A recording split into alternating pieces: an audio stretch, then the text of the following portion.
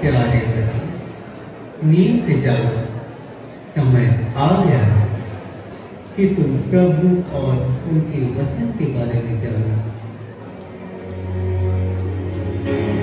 आप लोग कौन हैं? मैं प्रेम का फरिश्ता हूँ, मैं शांति का फरिश्ता हूँ, और मैं हूँ आशा का फरिश्ता। आप लोग मेरे पास क्यों आए हैं? हम तुम्हें आशा, प्रेम और शांति का संदेश देने आए हैं। क्षमा करिएगा, पर अब ये शब्द मात्र किताबों में ही मिलते हैं। कहाँ है प्रेम? खो गई है दुनिया से शांति और आशा। यहाँ तो चारों ओर निराशा के बादल छाए हुए हैं। पर तुम्हें ऐसा क्यों लगता है प्यारे बच्चे? ये दुनिया आज भी प्रेम और शांति के कारण ही चल रही है, और पूरे विश्व को प्रेम, शांति और मानवता का संदेश देने के लिए आज से लगभग 2000 वर्ष पहले प्रभु यीशु मसीह ने मानव रूप में जन्म लिया था। पर कहाँ गई मानवता? प्रेम नहीं, अब है बस नफरत, बेईमानी, हिंसा, आतंकवाद। पर ऐसा क्यों लगता है तुम्हें डेविड बेटे? हर तरफ मार काट, चोरी डकैती और बेईमानी है। एक इंसान दूसरे की मदद करना ही नहीं चाहता। आप ही बताइए, इतना दुख, दर्द, परेशानी और अशांति, आतंकवाद से पूरा विश्व ग्रसित है। क्या ये दिन देखने के लिए प्रभु यीशु इंसान बने? क्या 2000 साल पहले की दुनिया ऐसी ही थी? प्यारे डेविड, तुम्हारे हृदय का दुख दूर करने के लिए ही आज हम आए हैं। पहले इंसान इतना स्वार्थी और मतलबी नहीं था। प्रभु यीशु ने जन्म लेकर तब तो स्वार्थ, ईर्ष्या और बुराई से ऊपर उठने का संदेश दिया। मुझे इस बारे में और बताइए। जरूर डेविड, आज हम लोग तुम्हें उस घटना के बारे में बताएंगे कि किस प्रकार प्रभु यीशु का जन्म हुआ और क्यों हुआ। बोलो, अमन खजूर काट दिया होगा।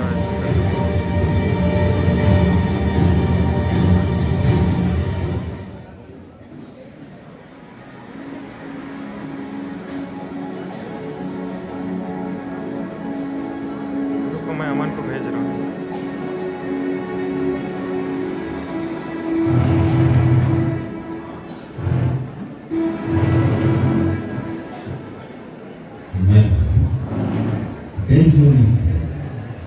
आपको ईश्वर की कृपा प्राप्त है। देखिए, आप गर्भवती होंगी, पुत्र प्रसव करेंगी और उनका नाम ईसा रखेंगे। वे महान होंगे और सर्वोच्च प्रभु के पुत्र कहलाएंगे। प्रभु ईश्वर उन्हें पिता दाऊद का सिंहासन प्रदान करेगा। वे याकूब के घराने पर सदा सर्वदा राज करेंगे और उनके राज्य का अंत नहीं होगा। आप पर उतरेगा और सर्वोच्च प्रभु की शक्ति की छाया आप पर पड़ेगी। इसलिए जो आपसे उत्पन्न होंगे वे पवित्र होंगे और ईश्वर के पुत्र कहलाएंगे, क्योंकि ईश्वर के लिए कुछ भी असंभव नहीं है। देखिए, मैं प्रभु की दासी हूँ, आपका कथन मुझ में पूरा हो जाए।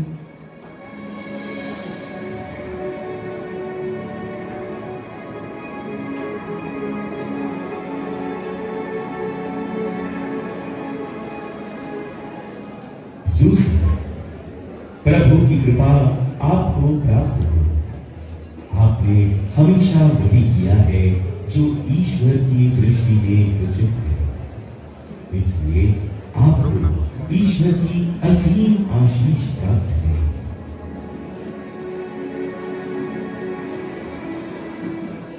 आप कौन हैं और आपकी इस ईश्वरीय आशीष का क्या मतलब है? यूसुफ, दाऊद की संतान, अपनी पत्नी को अपने यहाँ लाने में नहीं डरे, क्योंकि उनके जो गर्भ है वो पवित्र आत्मा से है। वो पुत्र प्रसव करेगी और आप उनका नाम ईसा रखेंगे, क्योंकि वे अपने लोगों को उनके पापों से मुक्त करेंगे।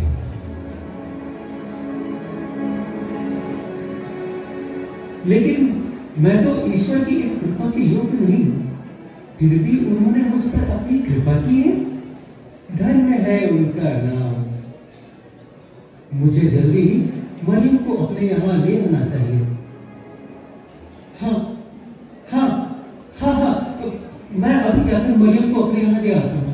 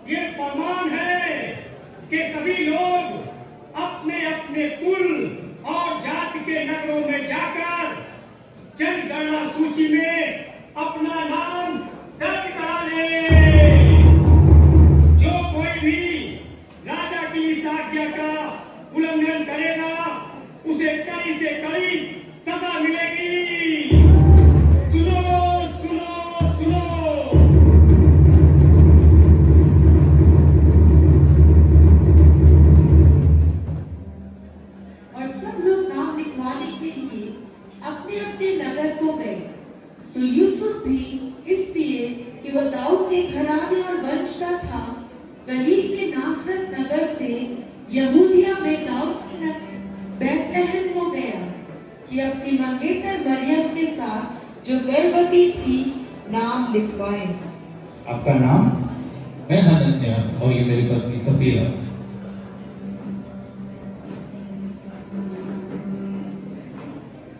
सफर की विपदा मरियम यूसुफ सहते हैं और कहते हैं, करीब है बस नगर हमारा, आपस में यूं कहते हैं।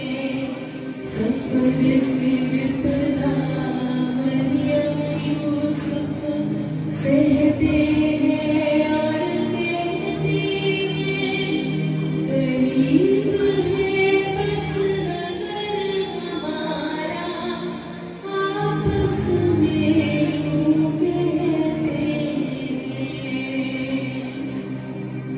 आपका नाम? मैं यूसुफ और ये मेरी पत्नी मरियम। और फिर मरियम और यूसुफ सराय में जगह ढूंढने के लिए जाते हैं।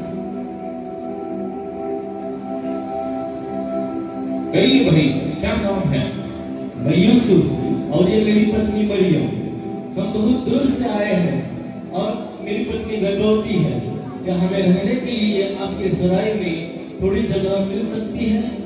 नहीं भाई, माफ कीजिए, हमारे सराय की विपदा मरियम यूसुफ सहते हैं और कहते हैं, करीब है बस नगर हमारा, आपस में यूं कहते कहिए भाई, क्या काम है?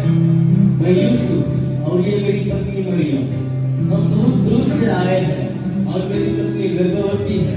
क्या हमें रहने के लिए आपके सराय में थोड़ी जगह मिल सकती है? नहीं भाई, मेरे सराय में कोई जगह खाली नहीं है, पर हाँ एक गौशाला है, आप चाहे तो वहां रुक सकते हैं।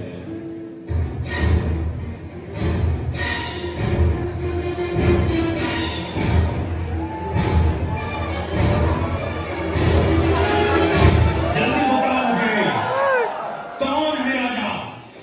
कहाँ जन्म हुआ है उसका?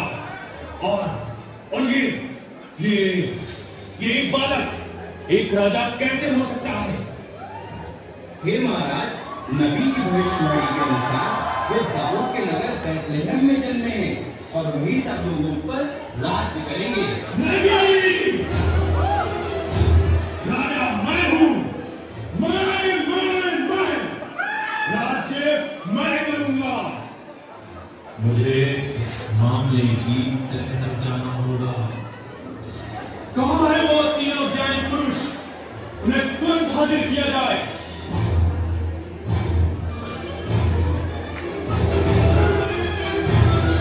तुम सब बैतलहम जाओ। ध्यान रहे, जल्द से जल्द उस नवजात राजा को खोजो और जैसे ही वो तुम्हें मिले तुरंत मुझे सूचित करो। मुझे भी उस नवजात राजा के दर्शन करने हैं। जी महाराज, हम अभी आते हैं। चलो चलो चलो।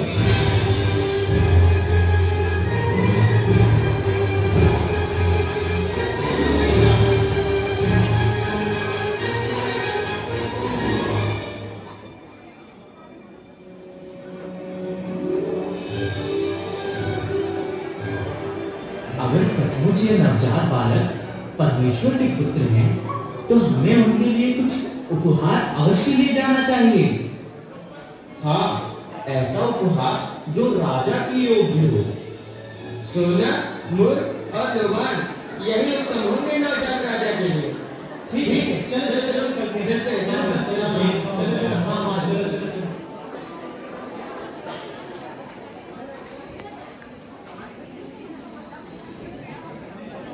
आज की रात कितनी विचित्र है। हाँ, सही कह रहे हो। मुझे भी आभास हो रहा है कि कुछ शुभ बात होने वाली है।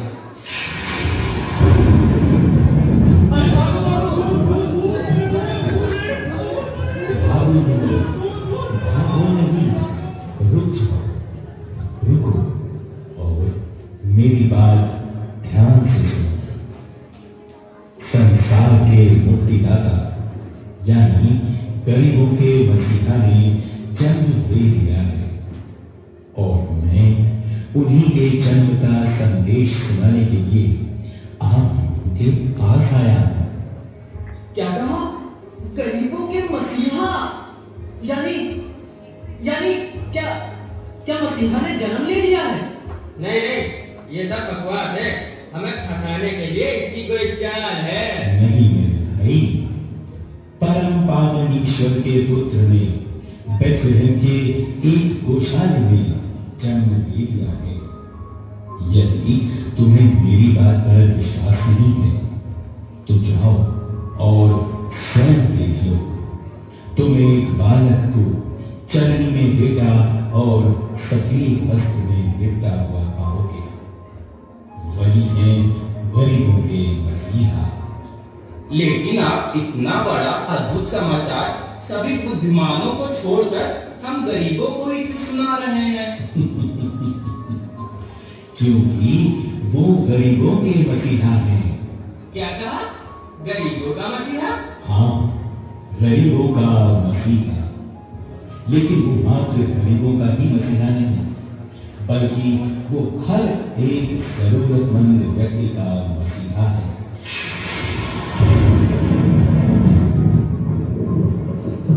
चलो हम अपने मसीहा के दर्शन करने चले। हाँ, चलो चलो, हमारे मसीहा, हमारे मुक्तिदाता जन्मे हैं, हम उनके दर्शन करने चले। चलो हम सब बैतलहम चले। स्वर्गदूतों की बातें कभी गलत नहीं हो सकती। चलो इस उज्जवल तारे को सहारा बनाकर हम सब प्रभु के दर्शन करने चले। अरे वो देखो, वो है तारा। चलो चलो जल्दी चले।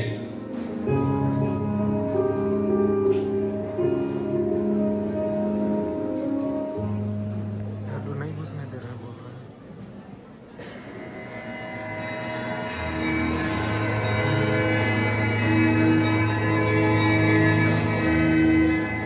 यही है हमारे मुक्तिदाता। स्वर्ग और संसार के सभी वैभव को छोड़कर इन्होंने हम गरीबों की सुध ली है। यही है ईश्वर का हम मनुष्यों के प्रति प्रेम। मनुष्य तो हमें भूल सकते हैं, लेकिन ईश्वर कभी नहीं। हे प्रभु, तू धन्य है, तू महान है। गरीबों के मसीहा की जय हो। आओ हम अपने मसीहा की स्तुति करें।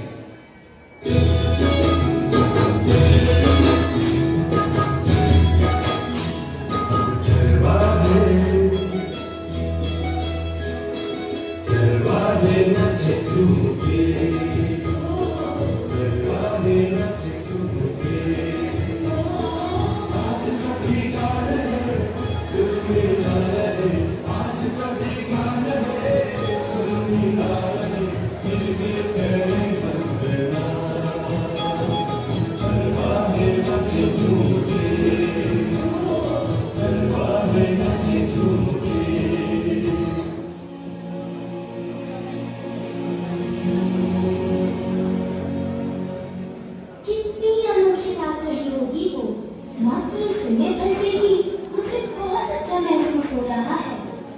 हाँ, इसीलिए तुम्हें परमेश्वर के जन्म के बारे में बताया। ये प्रेम और शांति जब तक इंसान अपने अंदर महसूस नहीं करेगा, तब तक वो इसे औरों में कैसे बांट पाएगा। बदलाव हमें अपने अंदर लाना है। ईश्वर ने हर इंसान को सोचने और समझने की शक्ति दी है। इंसान का सच्चा साथी उसका अपना अंतर्मन होता है और उसी अच्छाई और बुराई के बीच का फर्क हमेशा बताता है। हमें चाहिए कि हम अपने अंदर की अच्छाइयों को पहचाने और बुरे विचारों को त्याग दें।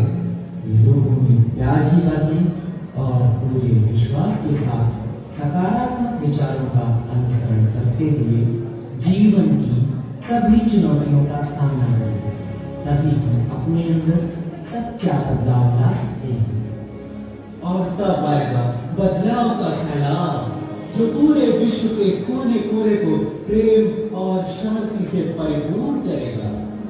जब इंसान बदलेगा तब परिवार बदलेगा, परिवार से समाज बदलेगा और सामाजिक बदलाव से ही देश बदलेगा।